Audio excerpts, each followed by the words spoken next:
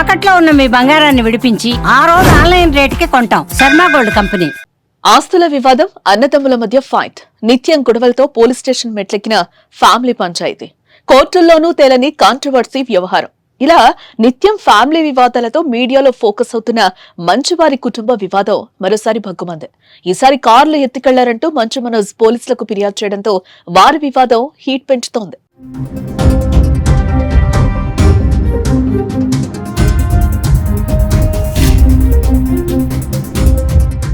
గత కొన్ని నెలల క్రితం సినిమా లెవెల్లో సాగిన మంచువారి ఫ్యామిలీ వివాదం సద్దుమణిగిందనుకుంటున్న తరుణంలో మనోజ్ ఇంట్లో కారుల చోరీతో మరోసారి తెరపైకొచ్చింది. ఇప్పటికే ఆస్తుల పంపకాల విభేదాలతో మోహన్ బాబు కుటుంబ వ్యవహారం రచ్చరచ్చగా ఇప్పుడు కార్ల రగడ కాకపుట్టిస్తోంది. తన ఇంట్లోని కార్లను అన్న మంచు విష్ణు చోరీ చేశారంటూ మనోజ్ హైదరాబాద్ నార్సింగ్ పోలీసులను ఆశ్రయించడం హాట్ టాపిక్ గా మారుతోంది.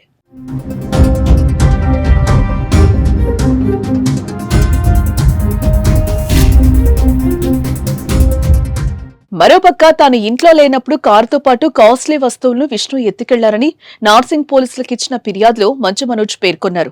జల్పల్లిలోని ఇంటిలోకి 150 మంది వ్యక్తులు చొరబడి విలువైన వస్తువులను తీసుకెళ్లారని చెప్పుకొచ్చారు. తన ఇంట్లోని కార్లన్నీ విష్ణు ఆఫీసులో ఉన్నాయంటూ వాటికి సంబంధించిన ఆధారాలను పోలీసులకు అప్పగించారు. కొంతమంది గోడలు దూకి ఇంట్లోకి ప్రవేశించారని ఫిర్యాదులో తెలిపారు.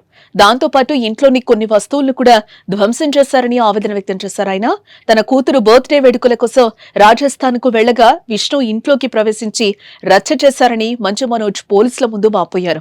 తమ ఇంట్లో జరుగుతున్న పరిణామాలపై తండ్రి మోహన్ బాబుతో మాట్లాడేందుకు ప్రయత్నిస్తున్నా అందుబాటులోకి రావటం లేదన్నారు.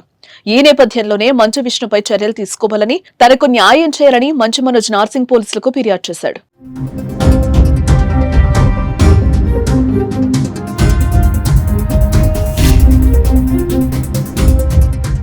వాస్తవానికి మంచు మోహన్ బాబు కుటుంబంలో గతేడాది చివరి నుంచి వరుసగా విభేదాలు కంటిన్యూ అవుతూనే ఉన్నాయి. ఇప్పటికే మోహన్ బాబు విష్ణుపై మంచు మనోజ్ పలుమార్లు పోలీసులకు ఫిర్యాదులు చేశారు.